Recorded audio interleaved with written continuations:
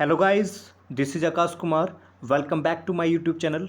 जैसे कि आपको पता है, हम द हिंदू न्यूज़पेपर की जो रिपीटेड वोकैब्स होती हैं, जो बार बार उसमें रिपीट होती हैं, है ना, उसकी वीडियो हम चला रहे हैं। यानी जो वोकैब द हिंदू अखबार होता है ना, न्यूज़पेपर, उसमें जो जो वोकैब्स रिपीट होंगी, यानी जो जो मीनिंग्स होंगी, हम इसको वीडियो चला रहे हैं, है ना।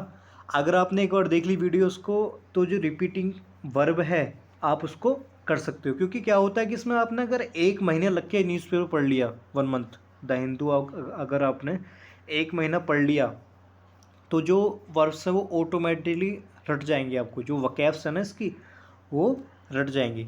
तो पहले देखते हैं गाइस, आज की जो पहली वकैब है वो है सियर। क्या है गाइस? सियर। सियर मीन्स जो होता है, इसके देखो 1 2 3 4 मीनिंग्स है। As you know, there are many meanings in English, है ना। तो पहला मीनिंग्स देखते हैं। पहला meanings, not mixed with anything else, pure और कॉम्प्लीट। सियर का जो मीनिंग होता है, उसका मतलब होता है, पहला जो मीनिंग है ना, उसका मतलब है पूरा, शुद्ध एकदम, है ना। अगर हम बात करें एग्जाम्पल की इसकी, जैसे कि मैंने लिखा है ना, some of those books are sheer magic, यानी जो कुछ किताबें हैं वो मैजिक वाली हैं, प्योर एकदम, है ना। फिर दूसरा इसका जो एग्जाम्पल है, सियर स्क्रिप्ट स्टोरी, है ना गाइज।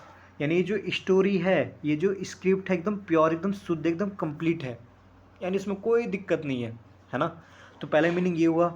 दूसरा मीनिंग अगर हम बात करें शेयर का, जो दूसरा मीनिंग होता है वो होता है साइज और वेट का बहुत बड़ा होना, वेरी लार्ज होना, है ना। यानी कोई आपकी इंजन है या मशीन है, उसका जो साइज है या फिर वेट है वो ज़्यादा है, बहुत बड़ा है, वेरी लार्ज। मैंने लिखा है क्या, the share size of engine machine, यानी इंजन मशीन का वेरी बड़ा पार्ट, है ना। तीसरा है ऑलमोस्ट वर्टिकल। वर्टिकल मतलब 90 डिग्री एकदम सीधा, है ना गाइस। तो जैसे कि आपको दिख रहा होगा, ए सियर माउंटेन साइट, यानी ये जो माउंटेन साइड है ना, ये वाली एकदम सीधी है, वर्टिकल है। तो आपको इंग्लिश में क्या बोल सकते हो, अ सियर माउंटेन साइड, मतलब सीधी एकदम, जो माउंटेन पहाड़ जो एकदम सीधा है ना। नेक्स्ट इज क्लोथिंग और material is so thin light and so transparent that you can see through it, है ना। यानी एक ऐसा कपड़ा जो जिसके आप आर पार देख सकते हो, है ना। ट्रांसपेरेंट, क्या गाइस? ट्रांसपेरेंट। जैसे कि आपको दिख रहा होगा, मैंने इसका सेंटेंस दिया है, इसका मैंने सेंटेंस दिया है, क्या दिया है जी, she wrote a dress, she wore a dress of the sheerest silk, यानी उसने ऐसा कपड़ा पहना जो ट्रांसपेरेंट था, है ना गाइस। तो ये था सियर के 4 मीनिंग्स, 1 2 3 4। ये अक्सर द हिंदू अखबार में यूज़ होता है ना guys. Next next is slump. क्या गाइस? स्लम्प। स्लम्प का मतलब देखो, स्लम्प भी एक ऐसा वर्ड है जो द हिंदू में बार बार होता रिपीट, है ना। अगर आप द हिंदू डेली पढ़ते हो तो आपको पता चलेगा कि जो ये वकैब्स जो हम कराते हैं, जो हम बताते हैं, डेली रिपीट होती हैं, है ना। तो दूसरा है स्लम्प। क्या गाइस? स्लम्प। स्लम्प का जो मतलब है ना, वो है भारी गिरावट, यानी a sudden large fall in sales price the value of something it is, यानी किसी प्राइस, यानी किसी वैल्यू या सेल्स या प्राइस में गिरना, उसकी जो कीमत गिर जाती, घट जाती है ना। जैसे कि 2 एग्जाम्पल में दिया है। पहला sentence, the economy has been in a slump last year, है ना। यानी जो इकोनॉमी है वो पिछले साल से लगातार गिरती जा रही है ना, उसकी जो वैल्यू है ना वो लगातार कम होती जा रही है। अगला, a slump in house prices, है ना। यानी जो हाउस के प्राइस जो हैं, हाउस के जो प्राइस है वो लगातार घट रहे हैं, कम हो रहे हैं, है ना गाइस। तो ये तो स्लम्प। अगला देखते हैं, नेक्स्ट इज फिस्कल। क्या गाइस? फिस्कल। फिस्कल माने हिंदी बोले तो वित्तीय होता है, जबकि इंग्लिश में relating to government finance and taxes, है ना। यानी जो सरकार का जो फाइनेंस की जो चीज़ें हैं, फाइनेंस मतलब पैसे वाली, उससे रिलेटेड फिस्कल, है ना। जैसे मैंने बोला जैसे मैंने बोला फिस्कल इशूज़, प्रॉब्लम्स, क्राइसिस, है ना guys. Fiscal issues, problems, crisis, यानी जो इश्यूज हो रहे हैं, दिक्कतें हो रही हैं, प्रॉब्लम्स, दिक्कतें हो रही हैं, समस्याएं हो रही हैं, ये क्राइसिस है, वो किससे कनेक्टेड है? फिस्कल से, यानी पैसों का लेन देन जी, पैसों की वजह से दिक्कतें हो रही हैं, है ना। तो नेक्स्ट नेक्स्ट देते गाइस अगला। Next is ambition. क्या गाइज? एम्बिशन। एम्बिशन का मतलब होता है महत्वाकांक्षा, है ना। इंग्लिश में अगर देखें तो अ स्ट्रॉन्ग विश। क्या guys? A strong wish to achieve something. मतलब एक एक स्ट्रॉन्ग विश है, कोई तुम्हारी इच्छा है स्ट्रॉन्ग, एकदम मजबूत, कोई चीज़ पाने के लिए, है ना। जैसे कि आपको दिख रहा होगा स्क्रीन पे जो मैंने ये पिक्चर डाली है, देखो ये क्या कर रही है कि इसको बहुत मतलब इच्छा है बहुत पैसा कमाने की, तो इसकी जो एम्बिशन है, इसकी जो ख्वाहिश है, क्या गाइस? एम्बिशन। ठीक है, यानी her main ambition is to earn a lot of money, यानी इसकी जो एम्बिशन है वो बहुत ज़्यादा पैसा कमाने की है, राइट। पहला है पॉलिटिकल एम्बिशंस। क्या गाइस? पॉलिटिकल एम्बिशंस, कुछ की होती है कि भाई पॉलिटिक्स में जाएं, है ना, बहुत चाहत होती है कि पॉलिटिक्स में जाएं जाएं वगैरह, है ना। Next is engagement. क्या गाइज? एंगेजमेंट।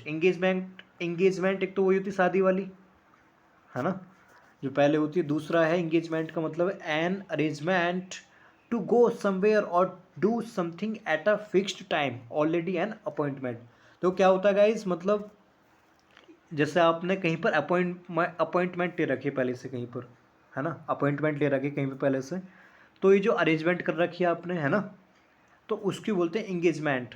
जैसे कि देखो सेंटेंस से ज़्यादा समझ में आएगा, है ना। जैसे कि पहला है I can't come on Tuesday, मैं मंगलवार को नहीं आ सकता।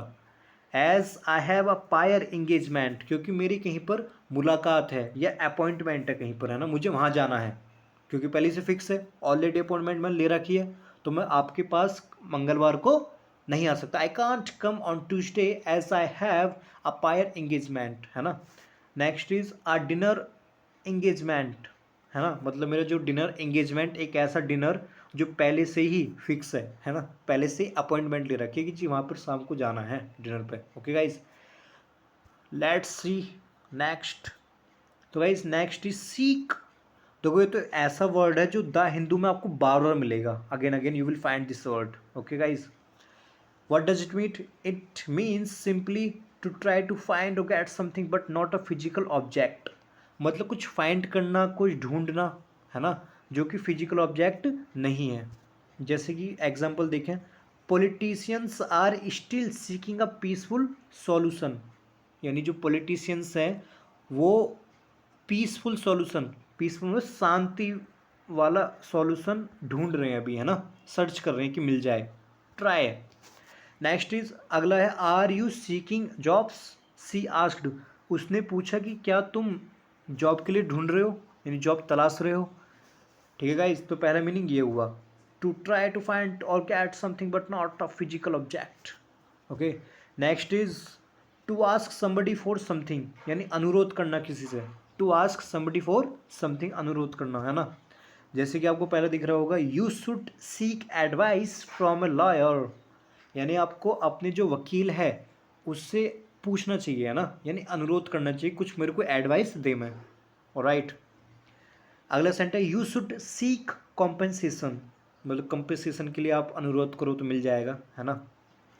And next is annexation. क्या गाइस? एनेक्सेशन। देखो annexation, this is my favourite word. ये एनेक्सेशन आपको बार बार द हिंदू में मिल जाएगा, है ना। एनेक्सेशन का मतलब क्या होता है? एनेक्सेशन का मतलब होता है possession taken by a piece of land or a country usually by force without permission, यानी किसी की जगह या देश को हथिया लेना, यानी छीन लेना।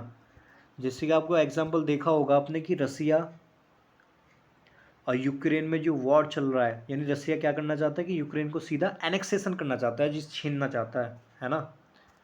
तो ये था सीक और annexation. Next one, let's check out another one guys, and the last is cumulative. क्या गाइस? क्यूमुलेटिव। तो क्यूमुलेटिव भी एक ऐसा वकैब है जो बार बार रिपीट होता है द हिंदू में, है ना। जैसे कि इसका मीन क्या है, what does it mean? It means increasing steadily in amount और डिग्री, यानी किसी चीज़ का बढ़ना, लगातार बढ़ते रहना, इंक्रीज होना, है ना, लगातार बढ़ ही रहा है। जैसे कि the cumulative effect of human activity on the world environment, है ना, यानी जो इंसान की जो एक्टिविटी है उसका जो इफेक्ट है वो लगातार बढ़ रहा है किससे? वर्ल्ड एनवायरमेंट पे, है ना। तो क्यूमुलेटिव का मतलब क्या होता है? इंक्रीजिंग बार बार बढ़ते रहना। Okay guys, next is etiquette. ये भी देखो आपको बहुत मिल जाएगा द हिंदू में। ये तो बार बार रिपीट, ये ऐसी वकैब्स हैं जो बार बार रिपीट होती हैं, है ना। तो गाइज एटिकेट का मतलब क्या होता है? एटिकेट का मतलब होता है पर्याप्त, काफ़ी। क्या? पर्याप्त, काफ़ी। जैसे कि सुफिसेंट और satisfactory for a particular purpose. भाई कोई चीज़ मेरे पास है ना। मुझे जैसे मान लो 30 रुपये की ज़रूरत है। कितनी गाइज? 30 रुपये की। लेकिन मेरे पास है 100 रुपये। तो ये क्या है? ये एडिकेट है, यानी पर्याप्त जी, बहुत है ना। इसका एग्जाम्पल देखते हैं। एडिकेट कोल सप्लाई, यानी कोल की जो सप्लाई वो एडिकेट पर्याप्त, काफ़ी है, जितनी चाहिए उससे ज़्यादा है ना। अगला सेंटेंस क्या है? एडिकेट फूड टाइम, यानी टाइम भी मेरे पास जी काफ़ी है, बहुत ज़्यादा है। एडिकेट पर्याप्त, काफ़ी है। ओके गाइज, तो ये थे गाइज आपके द हिंदू के रिपीटिव वकैब्स कहें, क्या कहें, है ना, जो बार बार रिपीट होते रहते हैं। तो thanks for guys watching my video and signing off.